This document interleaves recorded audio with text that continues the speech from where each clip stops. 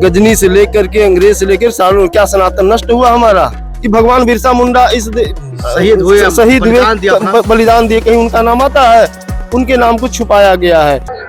नमस्कार, मेरा नाम संजय पांडे और इस वक्त हमारी मौजूदगी प्रयागराज महाकुंभ में है। वैसे तो कुंभ में बहुत कुछ दिखाने और देखने लायक है, लेकिन इस वक्त हम जहाँ पे पहुंचे हैं वहाँ एक तरीके से कहा जाए तो ये है अखिल भारतीय वनवासी कल्याण आश्रम, जहाँ देश के तमाम जो वनवासी हैं, आदिवासी, जनजाति और शोषित वंचित लोग हैं वो यहाँ पे आते हैं, यहीं पे रुकते हैं, यहीं पे भोजन प्राप्त करते हैं और यहाँ से सीधे प्रयागराज महाकुंभ के त्रिवेणी में जाकर संगम में स्नान करते हैं। सबसे पहले यहाँ पे आप जब आश्रम में आएंगे तो सबसे पहले देखेंगे कि जो जनजाति नायक है उनका यहाँ चित्र रेखांकित किया गया है, उनके पोस्टर्स लगाए गए हैं, जिसमें सबसे पहले तो लिखा है कि तू मैं एक रक्त, वनवासी कल्याण आश्रम इसका नाम दिया गया है। उसके बाद जनजाति नायक के तौर पे श्रीमती द्रौपदी मुर्मू जी को दिखाया गया है।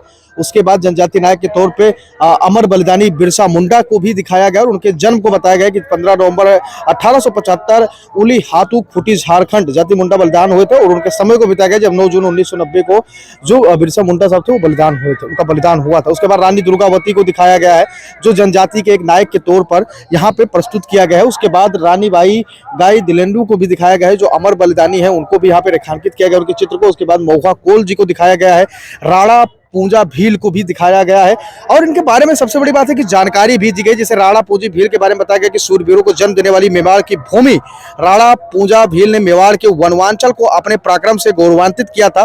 उन्होंने महाराणा प्रताप के सेनापति के रूप में 18 जून 1576 के हल्दी घाटी युद्ध की दिशा बदल दी थी। उनके नेतृत्व में भील तीरंदाजों ने मुगलों की सेना को हल्दी घाटी में बनास नदी के किनारे से आगे नहीं बढ़ने दिया था और गोफर से की गई पत्थरों की बरसात ने मुगल सेना के कई मील पीछे हटने पर मजबूर कर दिया था।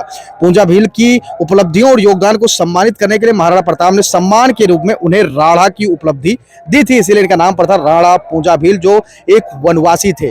मरी कामैया के बारे में बताया गया है जिन्हें भी जनजाति नायक के तौर पर देखा जाता रहा। ये उत्तर आंध्र प्रदेश के वन प्रदेशों से निकलकर एक विलक्षण योद्धा थे जो मरी कामाख्या के थे।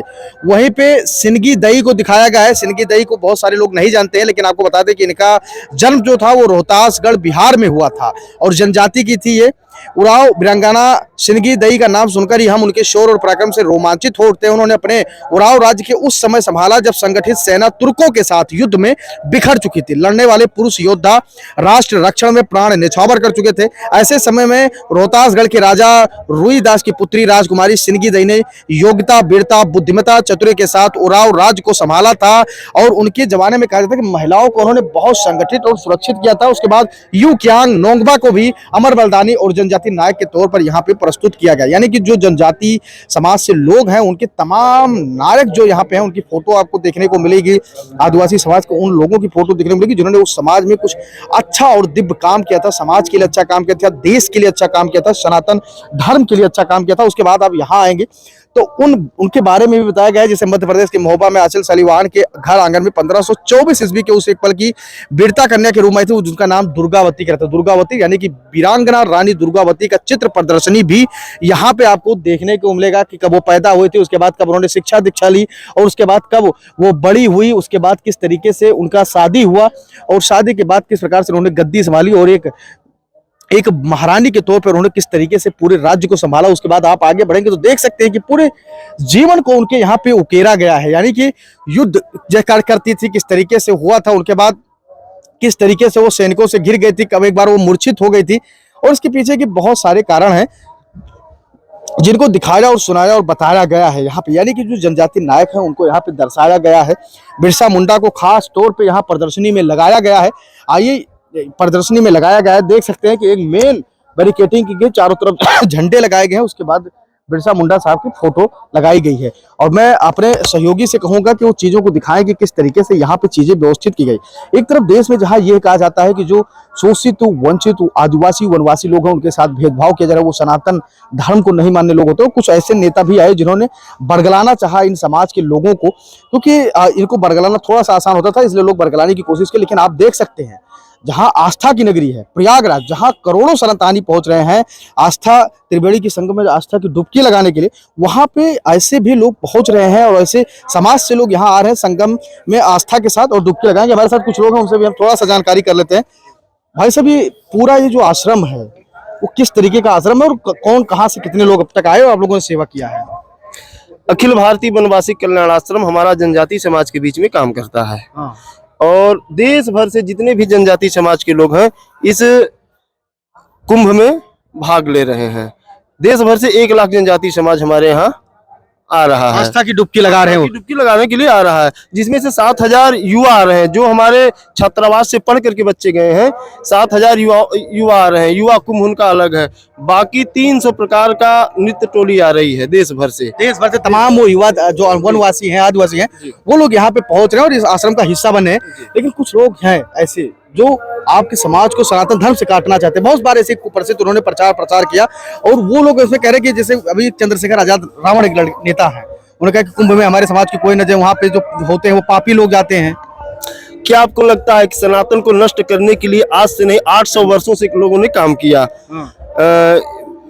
गजनी से लेकर के अंग्रेज से लेकर सालों, क्या सनातन नष्ट हुआ हमारा? क्या आप लोग सनातन का एक महत्वपूर्ण हिस्सा है? नहीं, क्या आपको लगता है सनातन नष्ट हो जाएगा? सनातन भूतो न भविष्यति, हमारा सनातन कभी नष्ट हो ही नहीं सकता। यह तो अमर है। इस धरती पे सनातन ही सनातन रहेगा और उस क्षेत्र में हम लोगों ने काम करा है जो हमसे कट करके रहा है। आप बताइए कि भगवान बिरसा मुंडा हमारे देश के इतने जनजाति समाज के लोगों ने इस शहीद हुए, बलिदान दिए, कहीं उनका नाम आता है? उनके नाम को छुपाया गया है। उनको कहा जाता है कि आप तो जनजाति समाज एक अलग है, तो ये है तो, लेकिन आज मुख्य धारा से जुड़ रहा है। मेरा केंद्र कानपुर है। हमारे यहाँ मणिपुर, मिजोरम, त्रिपुरा, आसाम सारे जगहों से बच्चे हैं आकर के पढ़ रहे हैं। उसमें से कुछ पूर्व छात्र हैं, कुछ वर्तमान छात्र हैं। सबका युवा कुंभ है और 5 से लेकर के 10 तक हमारा कार्यक्रम। क्या संदेश देंगे दलित, आदिवासी, वंचित लोगों को किया है कुंभ में आस्था के साथ? तू मैं एक रक्त, मेरा यही स्लोगन है, तू मैं एक रक्त, हमारा आपका एक ही है। और इस कुंभ से पूरे देश में शांति और सुख फैले, यही मेरा। लोगों को क्या कहना चाहते हैं अपने समाज के, क्या है यहाँ पे आस्था के? हाँ बिल्कुल, आए नहीं, आ रहे हैं। हमारे यहाँ 5,000 से अधिक लोग आ गए हैं। रात्रि तक सारे लोग आ जाएंगे। 20,000 लोग रोज आते हैं। हाँ, कल तक 20,000 लोग आ जाएंगे। देख सकते हैं यहाँ पे रोज इस समाज से 20,000 ऐसे लोग आते हैं और यहाँ आश्रम में आते हैं, सुनते हैं, अपने समाज के जो जनजाति नायक हैं उनके बारे में वो जानते हैं, समझते हैं और बातें करते हैं, यहाँ साझा होती है। और उसके बाद आस्था की नगरी प्रयागराज यानी कि त्रिवेणी पर पहुंचकर आस्था की डुबकी लगाते हैं और सत्य सनातन धर्म की जय जयकार करते हैं, हर हर महादेव के उद्घोष के साथ। उन लोगों के मुंह पर एक तरीके का तमाचा है जो तमाम तरीके का इस समाज को बांटने का काम करते हैं या सनातन धर्म में विच्छेद करने का काम करते हैं, क्योंकि तमाम ऐसी जाति और समाज से लोग यहाँ पे आते हैं अपने मन में आस्था भाव रखकर, सनातन धर्म में आस्था भाव रखकर और पहुंचते हैं और कुंभ का एक तरीके से कहा जाए तो सहभागिता करते हैं, एक प्रकार का एक अभिन्न हिस्सा बनते हैं। कैमरा सहयोगी नितेश के साथ मैं संजय पांडे, प्रयागराज महाकुंभ।